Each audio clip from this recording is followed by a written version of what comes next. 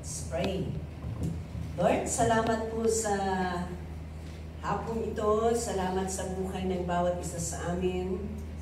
Na kami po ay nandito sa bahay-sambahan para purihin ka. Dalangin po namin, O Diyos, na Ikaw po ang patuloy na kumilos sa aming buhay. Patuloy na mangusap. Dahil alam po namin na yung salita, ito po ang nagbibigay ng tunay na direction, kalakasan sa aming pananampalataya sa iyo. Lord, thank you. Bless your word. Bless each and everyone's heart, O God. Inculcate your word in our hearts para itong salita mo, Panginoon, ay hindi na nakawin ng kaaway bagkus maitanim sa kaibuturan ng aming puso. Salamat po Diyos at gamitin mo kami bilang alagad mo. Lord, we submit everything unto you. Teach us, O God, your word. Father, thank you even for your servant. Use me as your mouthpiece, O Lord. In Jesus' name. Amen. Amen. Okay. Pwede tayong maupo. Hallelujah. Praise the Lord. So, sa umagang ito, hapon pala. I would like us to open our Bible in 2 Timothy chapter 3, starting verse 1. Sabi niya dito, Mark this. Oh, markahan nyo ito. Sabi niya. Sige, markahan din nyo. Sabi niya, there will be terrible times in the last days. Oh. Grabe ang mga panpanahon sa last days. Okay. Next. People will be lovers of themselves. Grabe, ano? Sa last days, ang mga tao talagang lovers of themselves. Talagang love nila ang kanilang sarili. Kaya gagawin nila ang lahat para gumanda sila. Gumanda sila, bibili ng mamahalin na mga ano yan?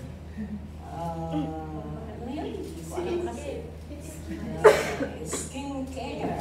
Okay? Para gumanda. Hindi kasi ako gumagamit ng ganun, kaya hindi ko alam. Yan.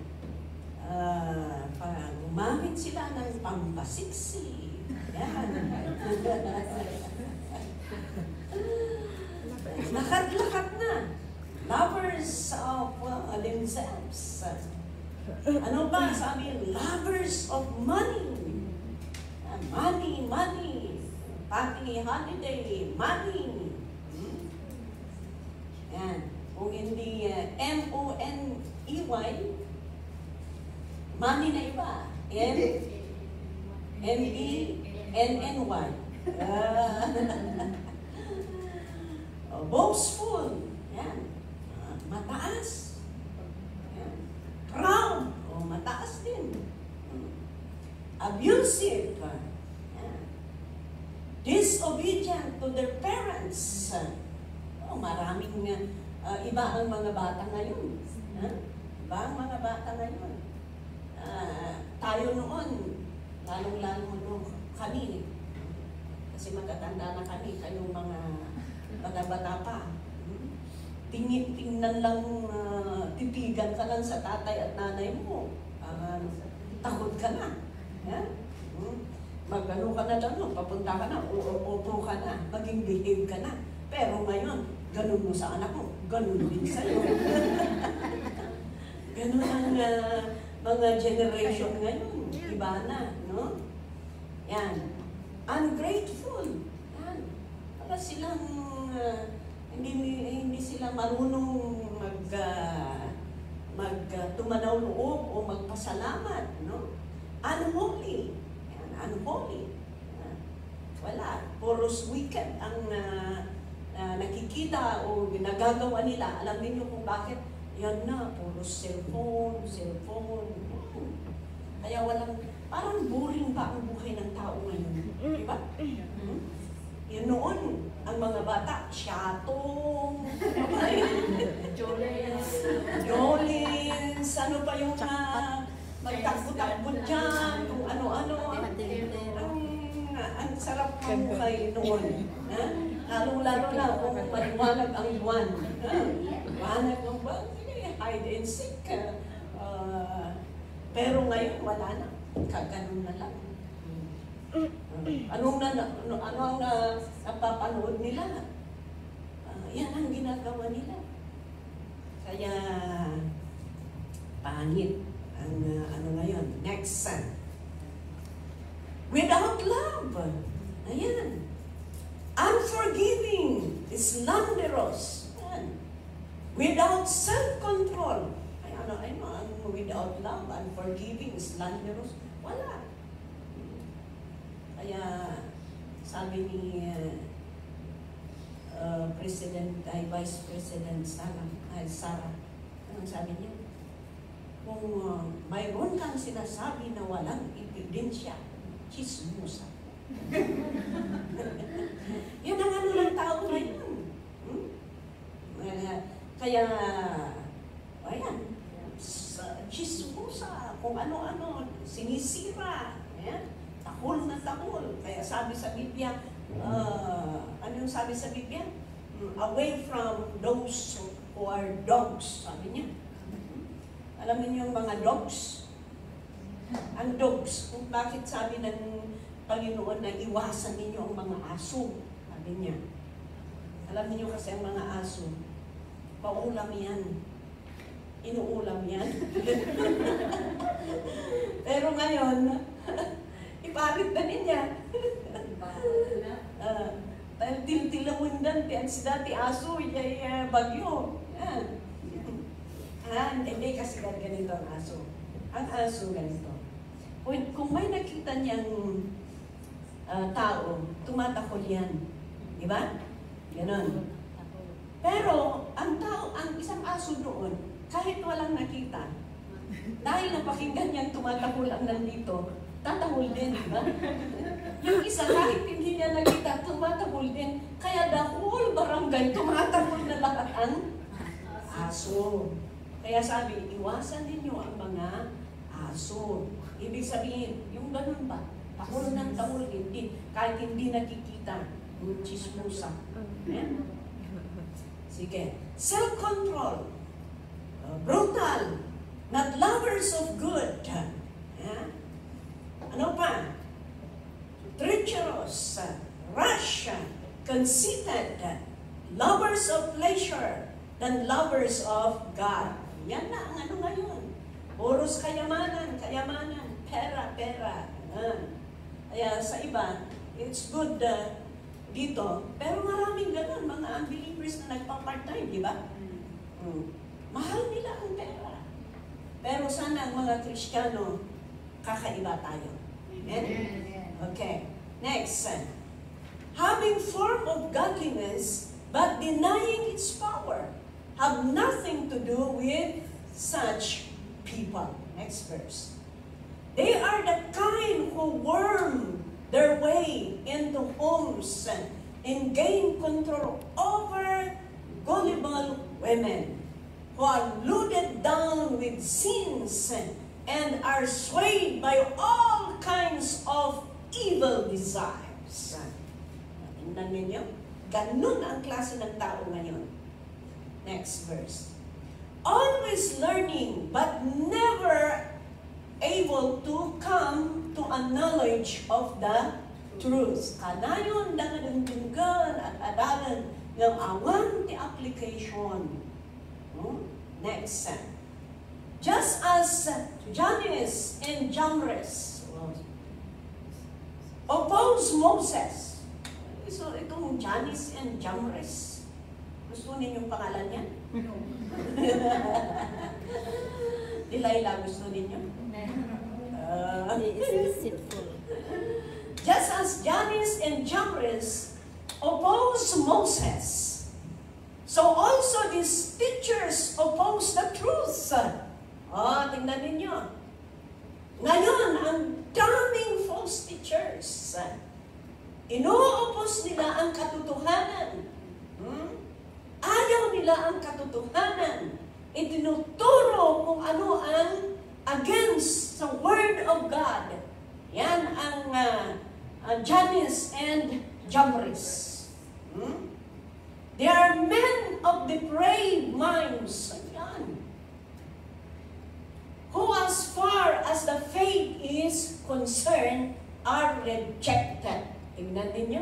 Nire-reject. Ito palang mga Jannes at Jambres na yan. Ayaw nila ang katotohanan. Ino-oppose nila ang katotohanan. Reject ang katotohanan. They are false teachers. Ayan po mga kaibigan. Ito po ang mga nag-oppose. You imagine yung nag-magic sabi ni Lord kay Moses na, you throw your tungkod. Yung staff. Tapos naging tapos sila din. Talagang gusto nilang banggatin. Ino-oppose nila ang katotohanan na hawak ng ating forefathers. Kaya hindi maganda ang Jannes at Jambres. Jambres is for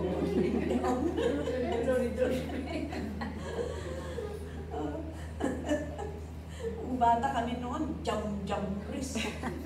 London Bridge pala. Maraming mga bagay-bagay na ano. Okay. So, yan. But they will not. Okay. Sige, balik mo nga. Just as Jannes and Jambres opposed Moses, so also these teachers oppose the truth. They are men of depraved minds who, as far as the faith is concerned, are rejected. Kaya, pangit ang pangalan na ito. Huwag ninyong ipangalan sa mga anak ninyo kung may anak kayo pagdating ng panahon. Yeah? So makita natin dito, ito po ang mga bagay-bagay na nangyayari sa last days. Ang daming wickedness, ang daming mga false teachers, false prophets. Sabi yung first na nabasa natin, yung verse 1. Yeah. Yung first na nabasa natin, anong sabi doon sa verse yan. Sabi niya, there will be terrible times in the last days. Kaya magbago at magbago, pumangit at pumangit, magiging wicked at wicked ang mga pangyayari in these last days. Pero sa mga Kristiyano, kaya kung ganito ang mga nangyayari in the last days, makikita natin na nangyayari na. Nangyayari na. Kaya, ibig sabihin, talagang last days. Malapit na. Pero palagi kong sinasabi na kung hindi lang yung pagdating ng ating Panginoon ang ating hinahandaan. Pagdating ng Panginoon, pangalawa, hindi mo alam kung kailan ka mamatay, di ba? Pangatlo, tumatanda tayo. Kaya kailangan na gawin natin ang best natin na maglingkod sa Panginoon. Kaya sa oras na ito, kung ganun ang mangyayari sa last days, at nakikita natin ang mga pangyayari dito sa mundo, kahit nga sa Pilipinas, i-imagine, di ba gumagrabe ang sitwasyon sa Pilipinas? Sa taon na lang, ilang buwan na lang, ilang earthquakes, ilang buwan, ilang floods, ilang typhoons. Kaya makita natin na talagang yung nakasulat sa salita ng Panginoon, the signs of God's coming. makikita na. Ha? Kaya, ano ang gagawin natin? Bilang isang nananampalataya, hindi po tayo ignorante dito.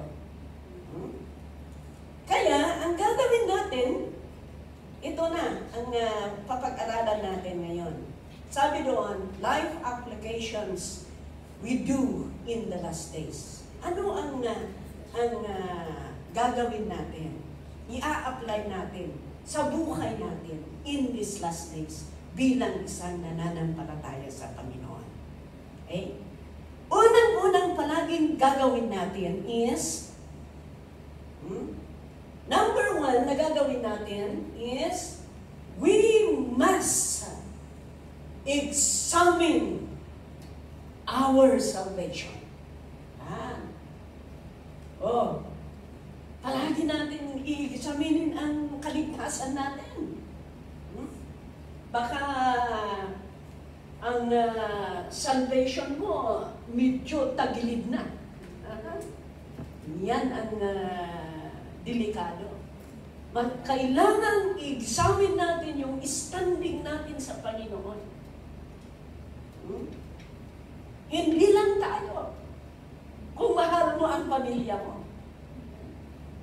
Alam niyo mga kaibigan, isang malaking regrets pagdating ng panahon, yung bagay na hindi mo sinabihan ang pamilya. Yes. That is one great thing, great regret sa buhay natin. Pagdating ng panahon na hindi natin sinabi ang katotohanan sa ating pamilya.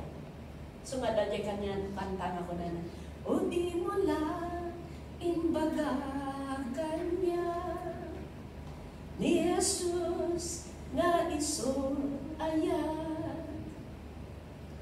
inalaw matawagan da amumat nga mapukawa gandi mo lang imbaga ni Jesus. Tawag na tawag ka diya anak mo. Puro sermon. Tawag na tawag ka kanila kay mo. Puro sermon. Ngamawan mo, ti sermon, nga mag-apo ka ni Apo Diyos. I-sermon mo, kay Guana.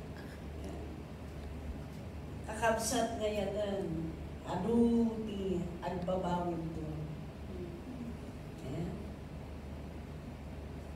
Ininanang po na mautisaran ni awan ti simbaan ni Jay, awan ti kwanan. Every time nagaw-awid kami, we are sharing the Word of God. And she is attending in the UCCB Church. Niya ngay garod, kasunod ti kwan. Kat, inbagta, basit lang na ba na ngayon, ito yung it-encourage me. Buti ata Tagalog ba dito? Sa online. Ay, sa online. Oo, hindi tayo makaiwas sa online eh. Mamaya mag-detect sila. Tagalog naman. Okay. Buti naman at noong talagang we felt that our mother is talagang she's dying. Yeah, sabi ko sa kapatid ko, Ading, mauna ka. Sabi ko, you go and encourage our mother and pray for her. And after that, ipakinig mo itong message ko sa kanya. Nag-voice mail po ako. Pakinig mo itong message ko sa kanya para at least man lang mapakinggan niya. Because I felt ngayon parang hindi ko na masakhan ko ngayon maabutan. Because nga yung anniversary dito, tapos anniversary ng Macau.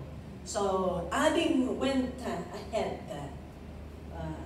To cut the story short, ginawa naman niya. alam niyo, tamang-tama, pagdating ko sa Baguio, kinabukasan, kasi gabi kami nakarating sa Baguio eh. Just after ng anniversary ng Macau, sumama ako kina Bishop. Then, gabi kami nakarating sa Baguio. So, my plan is, kinabukasan ng umaga, bago ako bababa sa La Union.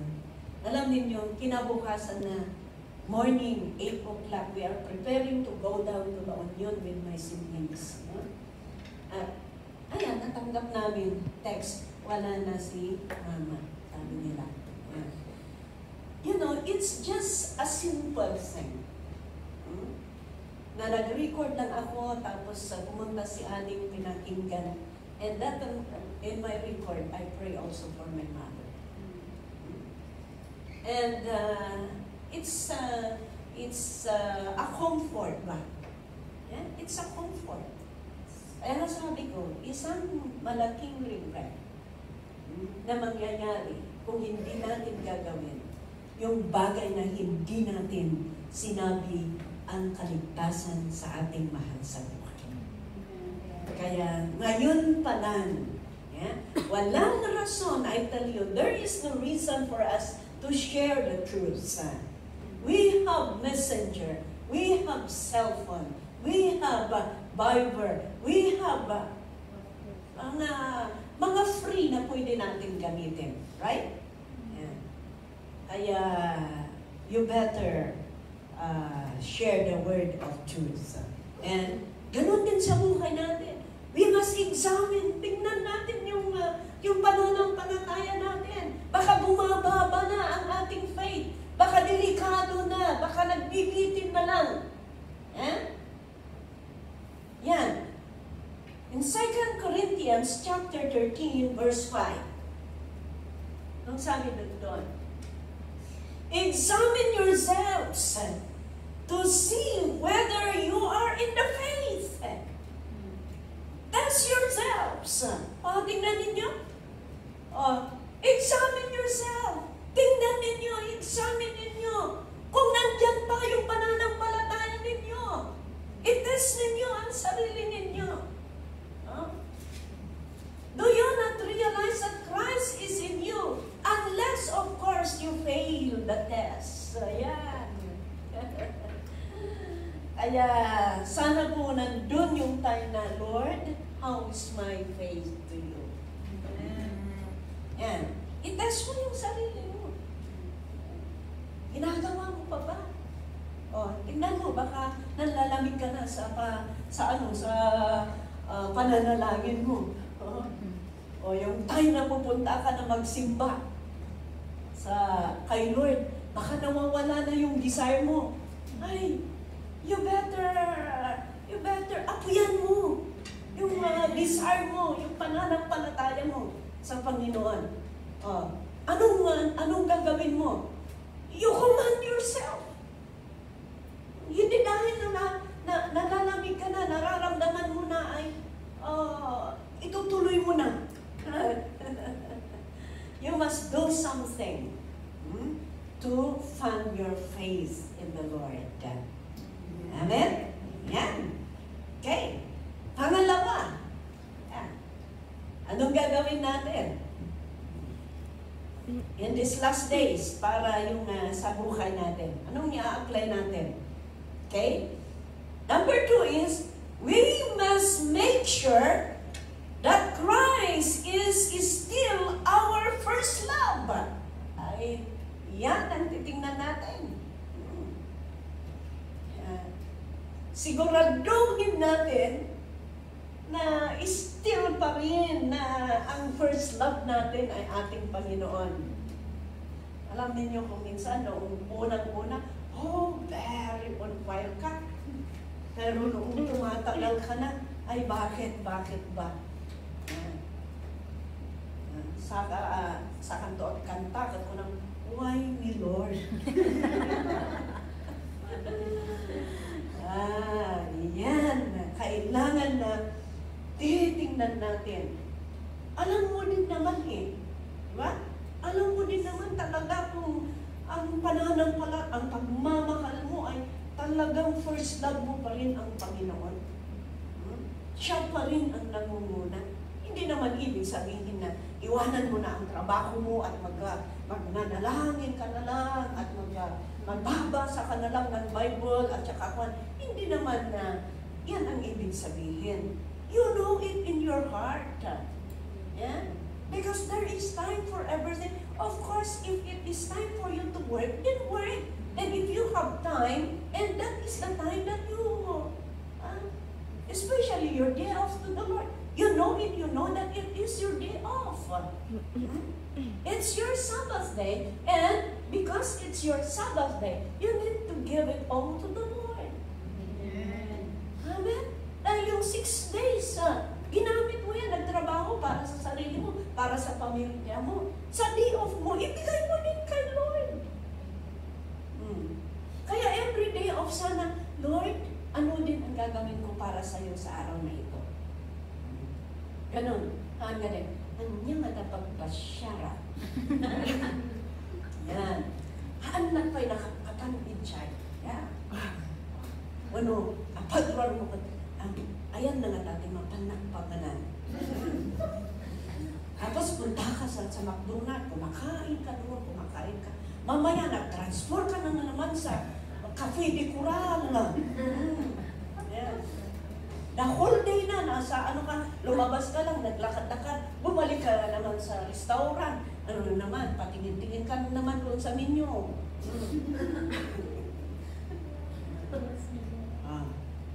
Kaya, we must make sure that Christ is still our first love. Alam niyo doon sa rinibuke ng Panginoon yung church doon sa Revelation chapter 2, verse 4 to 5. Sabi niya dito, "Yet I hold this against you. You have forsaken the love you have at first." Yeah? Consider how far you have fallen. Repent and do the things you did at first. Ayan. Tingnan mo. Consider how far, gaano kalayo, no? Na ikaw ay lumayo sa ating Panginoon. Ang gagawin mo, repent and do things you did at first. Ibig sabihin, kung on fire ka noon, kung maaga ka noon, gawin mong maaga ka. Kung palagi kang nagtestimonyo, gawin mo also na mag-testimonyo. Kung palagi kang nananalangin noon at nawala na, then balikan mo, gagawin mo. Amen? Noon, pwede, maaga kang gumising, parang manalangin ka ng mahaba. Ngayon, wala na. Kahit ginising ka ni Lord, sinasabi mo, Lord, mamaya muna 10 minutes. Tulo ka, naganasa man, tinaturo ko. Naganasa man. Tapos kitang oras mo, awanan. So, anong nangyari? Pag-isip mo, thank you, Lord. Ayan na, labas na, trabaho na. Kaya anong nafe-feel mo? Wala kang strength. Kaya you can feel for the whole day na parang hindi maganda yung araw mo. Why? Because hindi mo inuna ang Panginoon.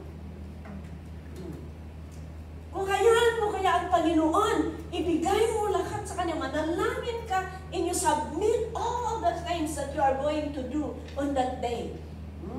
Alam na ng Panginoon, dahil na-submit mo sa Kanya, kaya alam ng Panginoon ang sunod-sunod at tinutulungan ka ni Lord. Hindi mo na mamalayan, lumipas na ang oras, parang wala kang naramdaman na pagod. Yes, why? Because God is your partner. God is my partner. Bakit hindi ninyo inaawit yan? Hindi namin alam. Para sa single kasi. Kantahin ninyo yan. Pag-single yun? Hindi. Hindi lang pag-single yan. Sinasabi mo si Lord ang partner mo. Amen?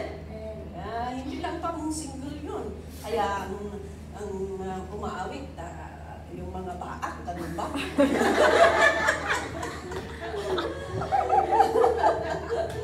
Dahil medyo baak ng mga pastors ninyo. Hindi naman, medyo. Oo, mga seniors na. Kaya kailangan na magiging ano kayo kasi yung mga pastors ninyo, mga seniors na. Ako din, malapit na mag-senior. At si Pastora Glenda, sumusunod. Kayo, pagdating ng panahon, mararating din ninyo. Kaya, we must be sure that Christ is still our first love.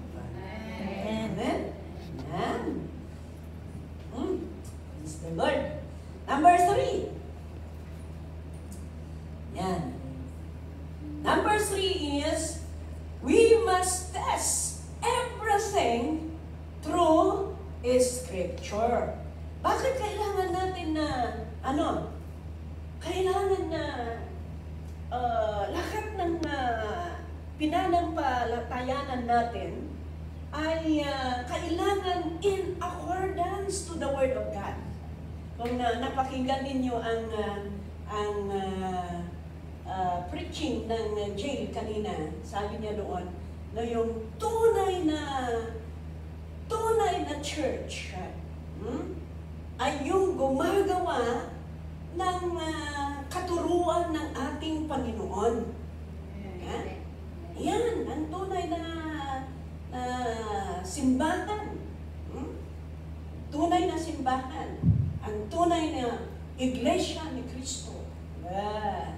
Ang tunay na Iglesia ni Cristo ay yung tunay na nananampalataya at gumagawa ng katuruan ng ating Panginoon. Alam niyo ang Iglesia, Spanish word yan. Yeah? It derives from the Greek word ecclesia. Yeah? Ecclesia. The Greek term of ecclesia means assembly or a group of believers. Yan. Group of believers. Yan po ang ecclesia. Kaya, it's called assembly or gathering. Kaya, ito pong ecclesia na sinasabi is called a congregation. And ecclesia is commonly translated as church in the New Testament. Kaya ang tunay na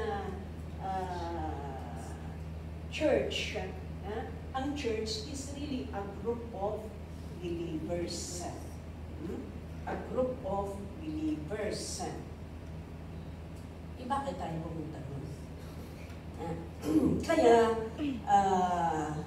ayan, we must examine, we must test everything through Scripture so that we will not be dissuaded.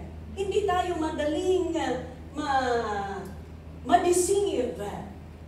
Hindi tayo madaling mailitis sa katotohanan. Kaya, we must always go back to the Word of the Lord. We must learn deeper about the Word of God para hindi tayo, if false teachers will come, false teaching will come, hindi tayo ngayon maulaw. Hindi tayo ma-deceive. Why? Because we know the truth. In Acts chapter 17, let us see. In Acts chapter 17, verse 11, sabi niya, now the Bereans, Jews, were of more noble character than those in Thessalonica. Bakit? For they received the message with great eagerness and examined the Scriptures every day to see if what Paul said was true. Ayan. So, ibig sabihin, kailangan na mayroon tayong eagerness na malaman ang katotohanan para kahit sino ang magtuturo, kahit sino ang magtuturo, hindi at hindi tayo basta malibisig. You know why? Because we know the Word of God. Ganon.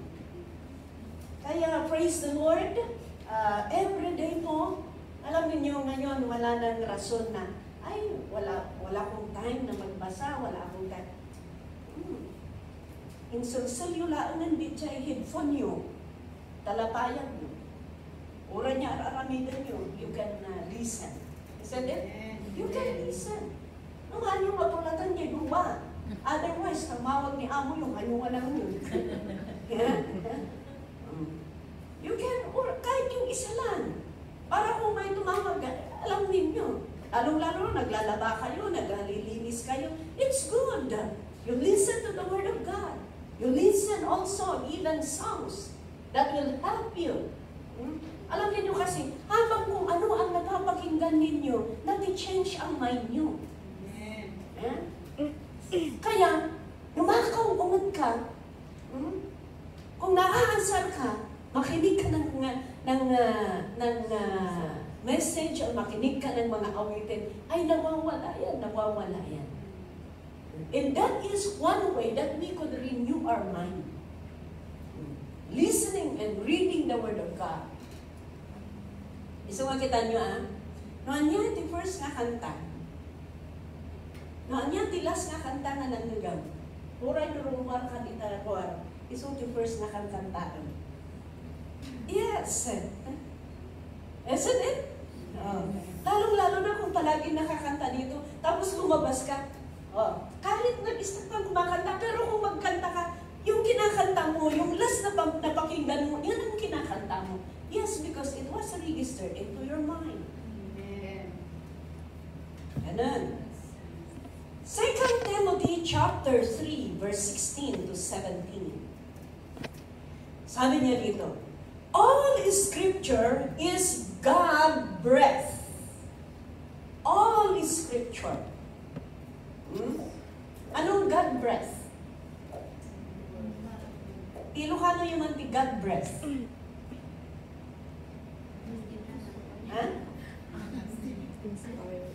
God-breathed. Yan? Angas. Breath is angas. God is ano? God. At sabi dito, and, sabi niya, useful teaching. Rebuking.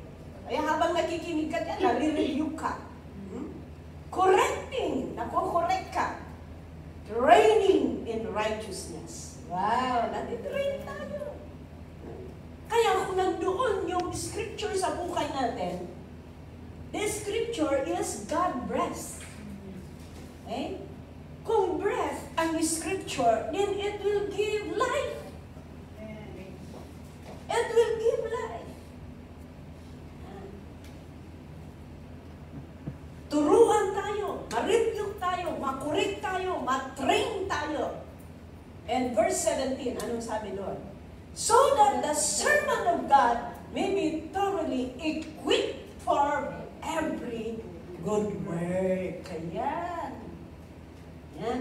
His scripture will equip us so that we could do good things for the kingdom of God. Kaya, it's good for you to join DTC. Yung hindi pa nag-DTC sa inyo, good to join DTC. Yeah. Kaya kung hindi pa kayo nag-DTC, next batch kayo. Dahil dito natuturuan kayo, lumalalim kayo.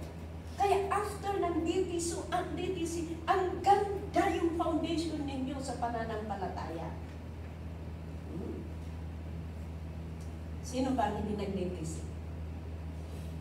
Yung discipleship training natin, di ba kayo naka-join? Kasalukuyan ang examination nila ngayon. Kayo, first Thursday yata nag-exam. bakit ko pinapublic dito? Baka mag-as yung mga ibang grupo. Baka mag-as yung mga ibang grupo. Anong in-exam ninyo para baka sa akin nila? O kayong naunang nag-exam, huwag ninyong sasabihin. Dahil kayo ang lugi kung sasabihin ninyo. Kung may nagtatanong, alam na this. Alam na ninyo, huwag ninyong sabihin. Dahil wala malulugi kayo kung sasabihin ninyo.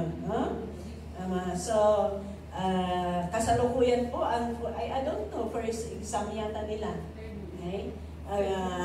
We will do the graduation. Ang graduation nila is this coming anniversary natin.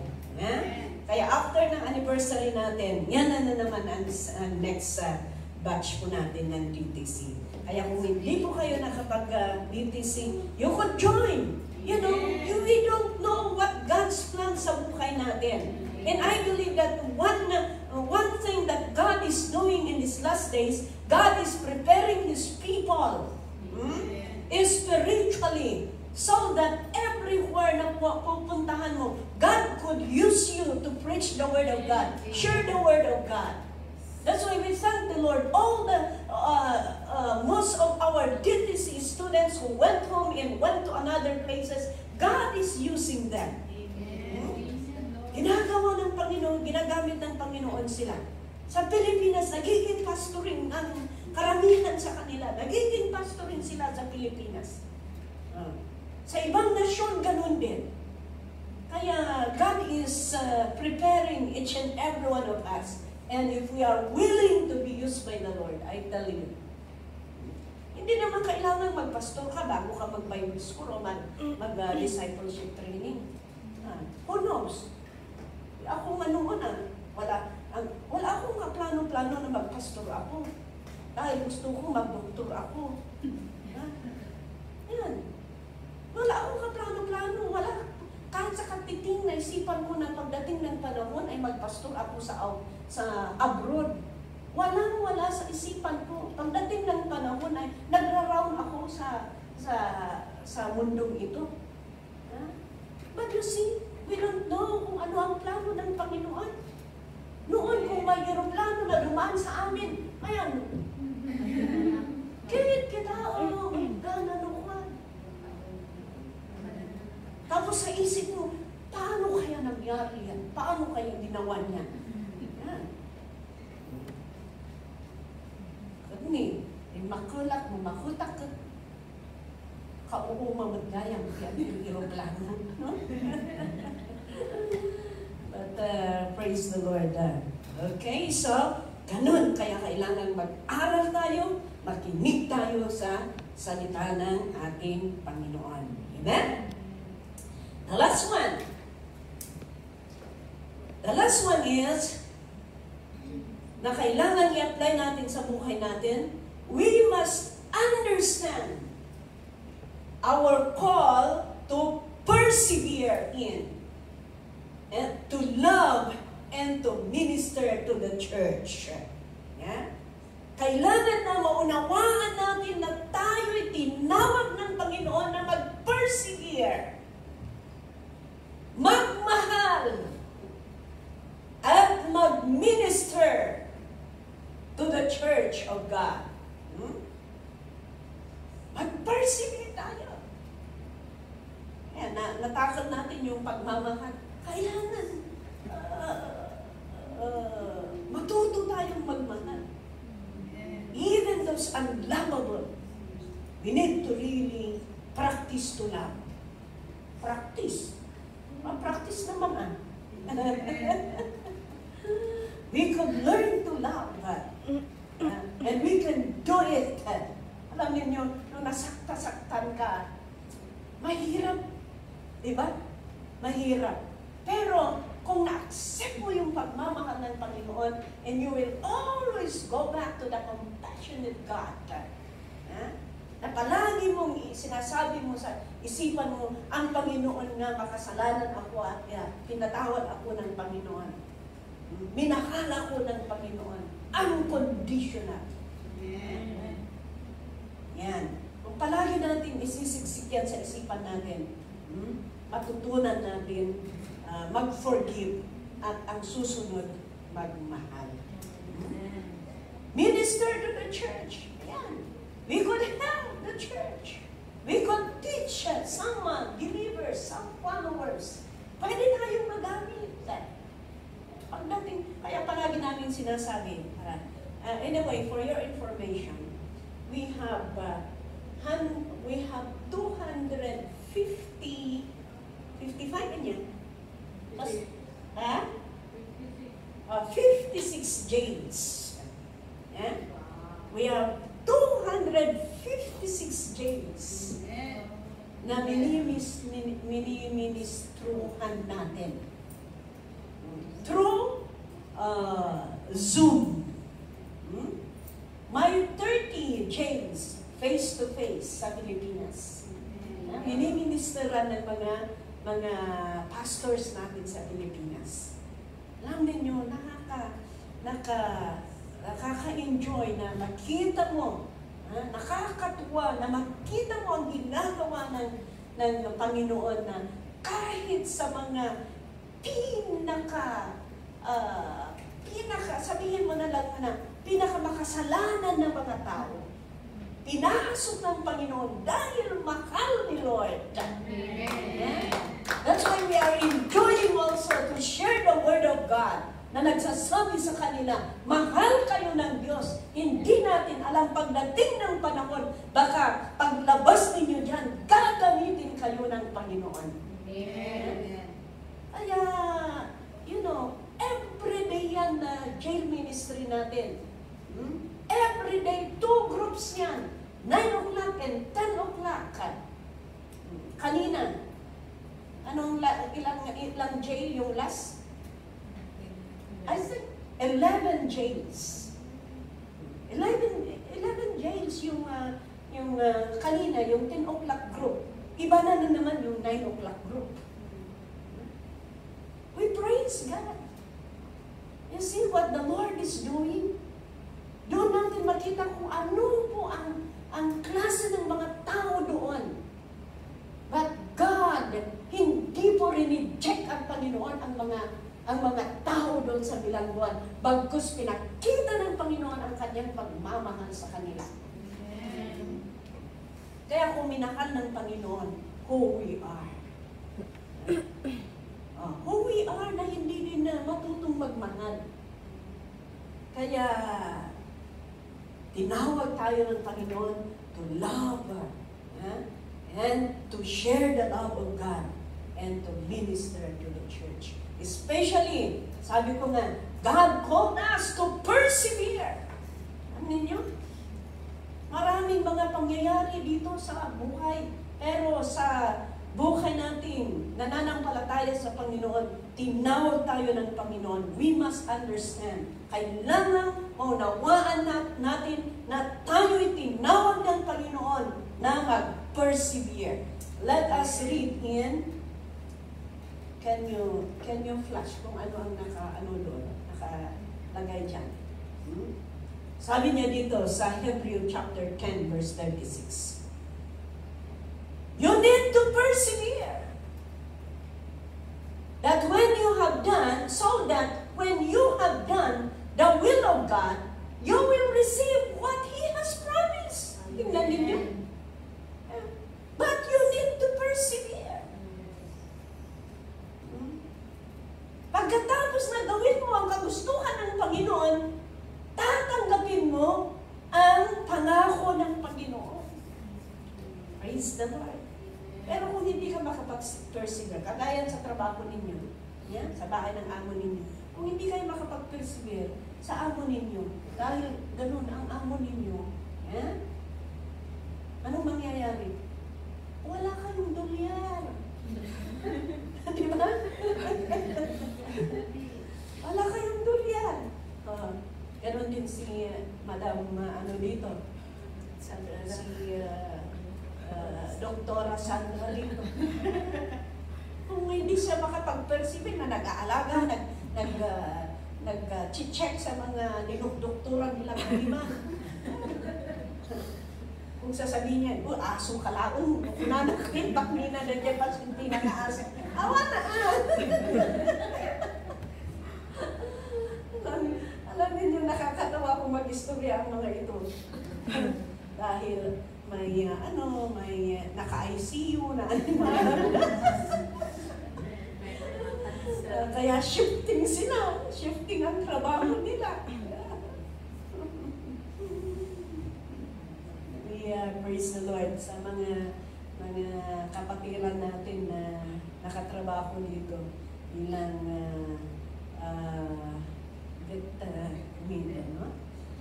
yung isa si Brother Brendan, we praise the Lord because ayan, nakapasok din sa HKU. Nagiging isang professor siya dyan sa HKU. So we praise God. Talagang, pero ngayon, sinasabi nila, medyo mahirap. Ay, wala na? Medyo mahirap-hirap na ang mag-ano ulit. At depende kung sino ang i-bless kasi ni Lord. Depende kasi, kagaya yung isa talagang, everyone na inaano ni Brother Brendon na pumunta dito. Dahil mayroon ngang i-ano ni Brendon na trabaho, pero yung taon niya, okay naman. Available naman siya, pero gusto niya pa rin sa Pilipinas. Yeah. So, sabi niya, you need to persevere so that when you have done the will of God, you will receive what He has promised. Ayan. Kaya kailangan mag-persevere. Alam niyo yung what? Alam niyo yung dahon ng taro? Dahon ng di siya malututungay na laing. Alam niyo yun? Kahit mabansagan ng mga tubig yun, wa-effect. Diba? Nakikita yun? Parang hindi nababasa. Walang ka-epekto. Ganun sana tayo. Kahit anong naririnig natin, kahit ano ang mga nakikita natin, na ginagawa ng kaaway na magdidismaya sa ating pananampalataya, hindi sana maaapektuhan ang ating pananampalataya sa Panginoon. Amen? Kahit nakita mo yung kapatid mo na iba-iba, ginagawa niya, hayaan mo. Sabi naman dito, when you have done the will of God, you will receive. Ikaw, hindi siya ang magre-receive. Amen? Amen. Next verse, anong sabi noon? Sabi niya, blessed is the one who perseveres under trial. Tingnan ninyo. Blessed is the one who perseveres under trial because having stood the test, that person will receive the crown of life that the Lord has promised to those who love Him. Amen. Praise the Lord. Kaya sige lang, maraming trials, maraming testing, but we need to persevere because after that, we will receive the promise. Yan. Kaya, blessed is the one who perseveres under trial. Amen. Kaya, mapalad pala ang natitesting, ano? Palad pala ang natitesting.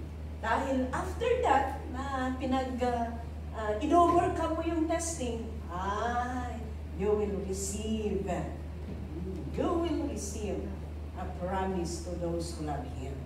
Bakit nakalagdag doon yung love Him? Alam niyo kasi, napaka-bisa at napakalakas na instrumento ang love. For you to overcome the trials. Dati barkada ini. Mayroon akong barkada noon. Ayaw ko ba kung ano ang nakita niya sa kanyang boyfriend? Hindi naman gwapo. Hindi naman masyadong gaba sa bagay. Depende naman sa tingin mo yun, no? Pero, alam niyo kung yung butangero, palaging naglalasing. Palaging naglalasing. Pero, ayaw nang i-break. Alam niyo kung bakit? Mahal na niya Mahal na niya Kaya tama, love covers everything. Ang multitude of sinasabi doon. Pero kung mahal natin ang Panginoon,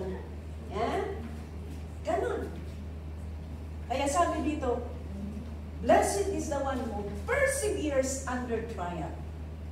Dahil sa pagmamahal mo sa Panginoon, you can overcome, you can persevere. Amen? Dahil sa pagmamahal mo kay Lord. And the last verse, may last verse ba dyan? Mayroon, right? Yan. Dalawa. Yan. Therefore, sabi niya, since we are surrounded by such a great cloud of witnesses, let us throw off everything that hinders and the sin that so easily entangles.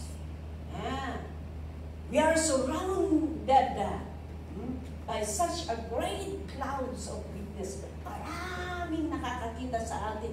Tayong mga believers, di ba? Maraming nakatingin na mata sa atin. Tayo ang sentro. Alam niyo kung bakit? Ganito kasi yan. Di ba sabi sa Bible, you are the light of the world. Yan. Kung ikaw ay ilawan, ikaw talaga ang sentro ng mata. Lalong-lalo na sa mga worldly, ikaw talaga. Example, literally speaking, kung dark, kung madilim ang isang lugar,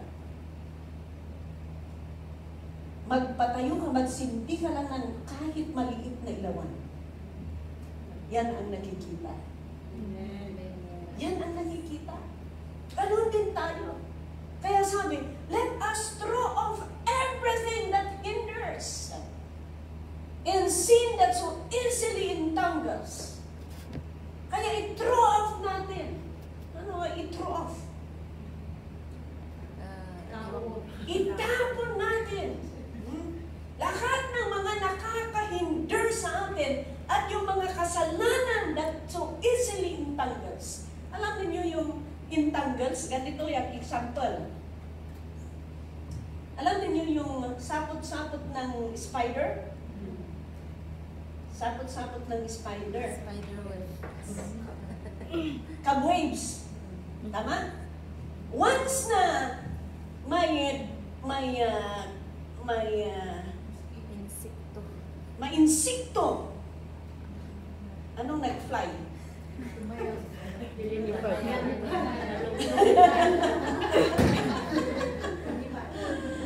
Once na may insekto na lumipad at bumangka doon sa cobwebs na yan, maiintanggal doon. Once na maintanggal doon, hindi na siya makalabas. May kasalanan na gano'n. Once na nag-trap ka doon, mahirap kang maiyaon. Mahirap kang lalabas. Mag-mention ako ng isa. Utang. Utang, yan ang isang bagay na once na nailumlong ka utang, ang hirap kang makalabas. Kaya kung nanood kayo ng preaching ko kagabi, doon sa Asia page natin, nandoon, financial freedom. Ang gagawin mo, avoid indebtedness. Yan. Ang isa doon. I-avoid mong mangutang. Kung hindi importante yan, huwag kang mangungutang. Yes.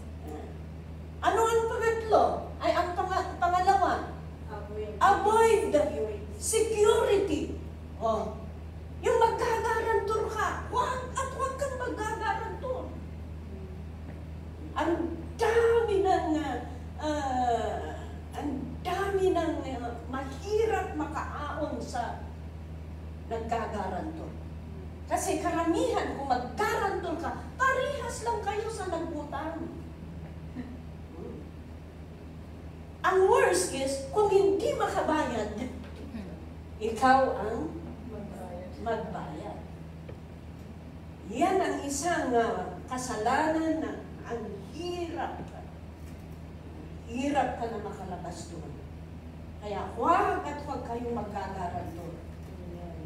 Kahit kapatid, kahit pinsan ninyo, kung minsan ganito ang ano natin, ang mentality natin eh. Ano yung utang na loob, utang na loob. Dahil siya ang tumulong sa'yo. Siya ang nagbigay ng amo mo, siya ang nagtumulong sa'yo para makapunta ka dito. Kaya ayan, gamitin natin ang passport dahil naku, nahihiya ka. Dahil sa utang na loob na yan, sige, sunod-sunod ka lang sa sinasabi niya. Mamaya, ikaw ang kawawa. Ikaw ang kawawa. Alam niyo kung may utang kayo na loob, ito, hindi lang siguro sa pangungutang o pagkagarantor na pwede mong mabayaran ang utang na loob na yan. May ibang paraan na pwede mong bayaran ang utang na loob na yan or suklihan. Amen? Amen. Para hindi kayo ngayon mabalik. Awan ko mati mailawlawan. Nagrigat man, ado din na 30 minutes because of that. Nawawala ng trabaho na papauwi. Why? Because of that utang and guarantor. Amen? Hallelujah. Yan.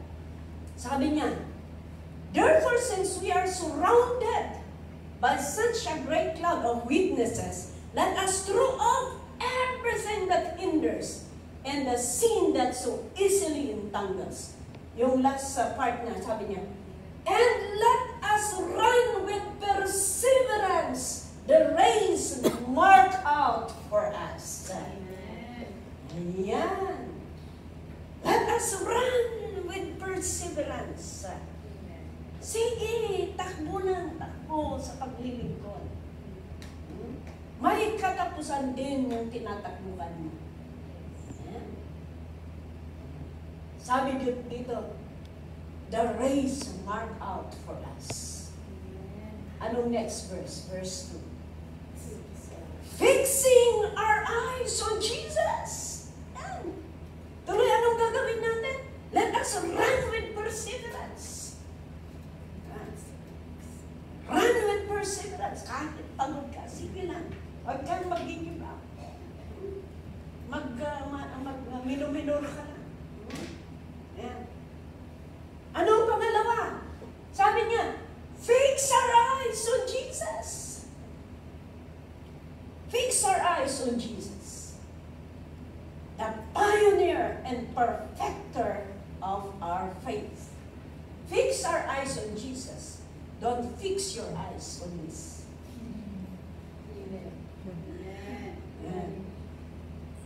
Alam ninyo, kung ituon ninyo ang mata ninyo dito sa pera,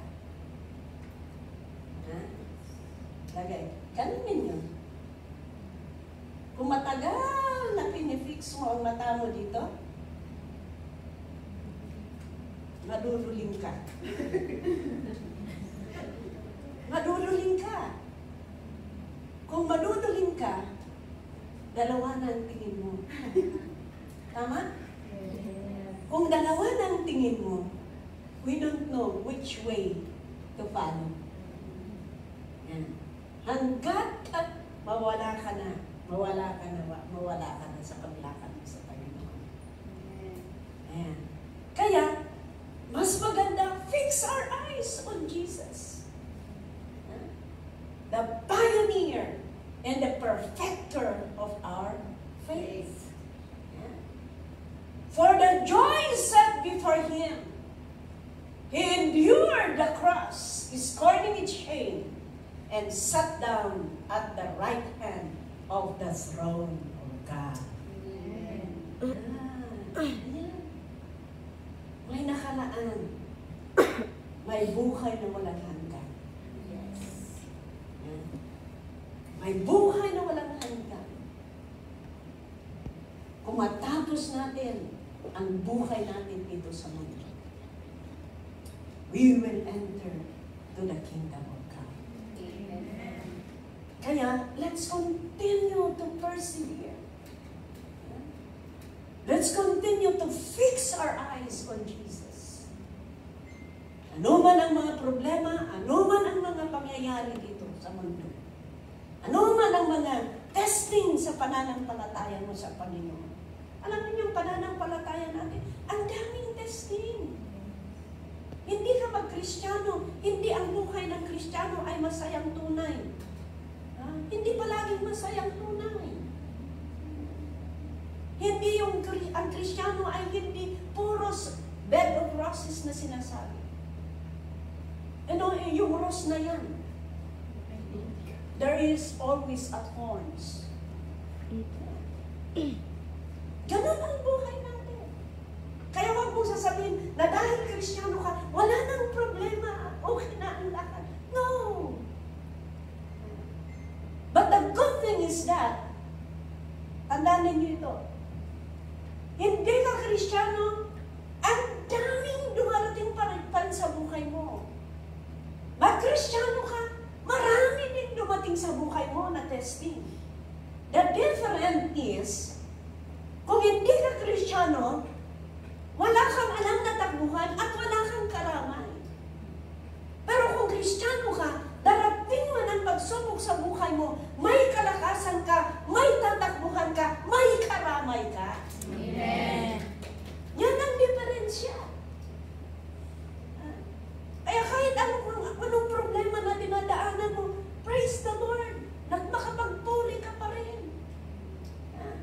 Dahil alam mo, may kasama ka. Alam mo kung ano ang mga nangyayari sa buhay mo. Alam mo pa rin may plano si Lord at hindi ka pinapabayaan. Kami din mga pastor. Akala ba ninyo, happy-happy lahat? Oh. Ang daming testing din sa pamilya. Sa pamilya, sa ministry. Ang dami-dami. But praise the Lord. Praise the Lord pa rin. Dahil nandyan ang Panginoon. Sabi ko nga, last week pala.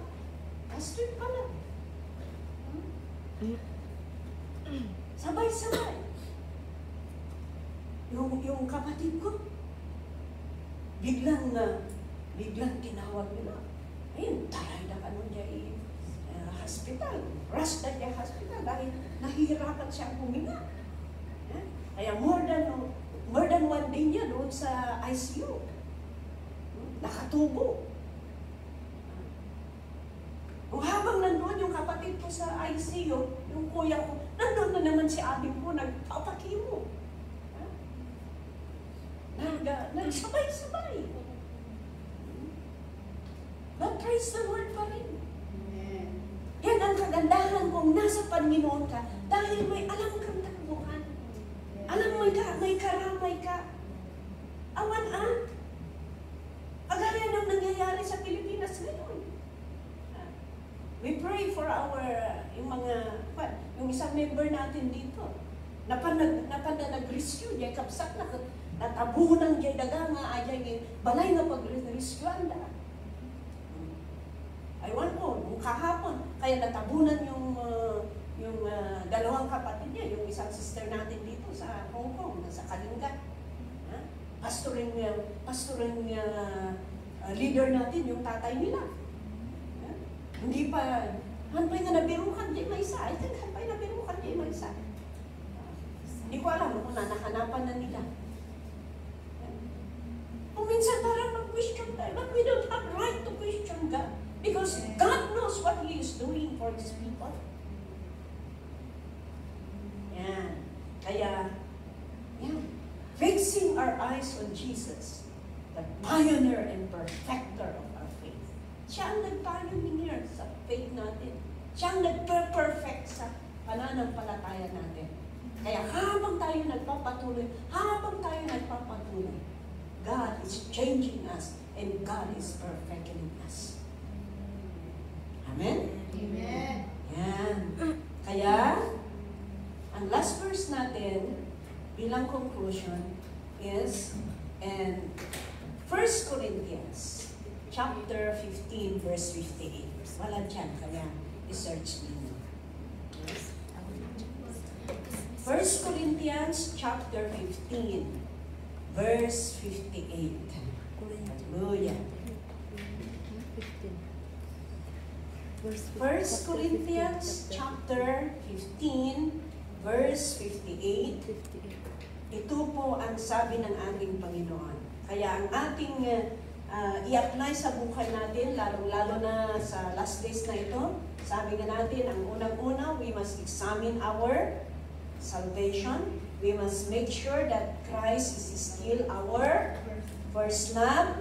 We must test everything through the Scripture, and we must understand our calling to persevere, to love, and to minister to the church. Kaya, ano man ang mga pangyayari sa buhay natin, we must continue to do the will of the Lord. Kaya sabi niya dito, sabi niya, therefore, my dear brothers and sisters, specific pa ito, stand firm. Lalo magiging stand firm tayo. Tapos sabi niya, let nothing move you. Ano man ang problema, ano man ang testing, walang makakagiba sa inyo. Let nothing move you. If others are moving out, let nothing move you. Amen. Amen? Sabi dito, always give yourself fully to the work of the Lord. Sige, patuloy pa rin na ibabad ninyo ang sarili ninyo sa presensya at sa trabaho ng Panginoon. You know why? Because you know that your labor in the Lord is not in vain. Lahat ng ginagawa natin para sa Panginoon, hindi at hindi po ito nasasayang. Amen? May the Lord bless everyone. God bless you all. Ibalik ko po sa aking sinabi.